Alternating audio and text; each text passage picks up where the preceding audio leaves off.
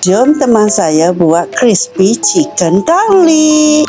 Mula-mula sediakan bahan kisar, buang kulit dan potong kasar bawang merah, kasar bawang putih dan masukkan dalam blender. Masukkan telur dalam blender. Lepas tu blend bahan kisar sampai lumas. Cuci bersih ayam. Lepas tu cocok-cocok macam ni. Lagi mudah masuk lah ayam tu. Masukkan ke semua bahan kisar. Nampak banyak lah pula bahan kisar. Bagi sebati. Banyak kita masuk dalam gelas lah. Next pula kita masukkan rempah kari. Guna kari daging kapulang. Rempah Kelantan dah. Kau guna rempah Kelantan ni sedap dengan cita rasa saya. Ni boleh masak ayam dengan daging. Sepi penuh tengok di caption bawah dah. Masukkan serbuk paprika. Masuk pati ayam secukupnya. Masukkan masuk dalam bekas. Masukkan tepung ubi kentang. Tepung beras. Gaul sampai sebati. Juga gula dan garam. Lepas tu gaul biar sebati. Lepas tu perak ayam seketika. Sementara tunggu ayam perak. Ketuk bawang putih sekali dengan kulit. Ketuk kuat tengok setara tu je. Ketuk sampai habis. Bawang putih ni masuk bila masak ayam nanti. Nak sediakan salutan ayam pun. Ke tepung ubi kentang. Juga tepung jagung. Gaul biar sebati. So ayam hak perak tak baluk sampai sebati. Ketuk kat pinggir. Lepas tu buat sampai habis lah. Salut sampai habis. Masukkan minyak secukupnya dan panaskan minyak biar betul-betul panas. Ulah masuk ayam satu persatu sampai ke kuningnya belakang depan. Lepas tu tos sekejap. Cara untuk deep fry lah selama 5 minit. Lepas tu masuk balik. Masuk ayam sampai masuk. Cocok-cocok lagi dia betul-betul masuk. Cara untuk di masuk ayam. Ke bawang putih ketuk sampai dia ke kuningnya angkat. So ni ayam tak masak lagi.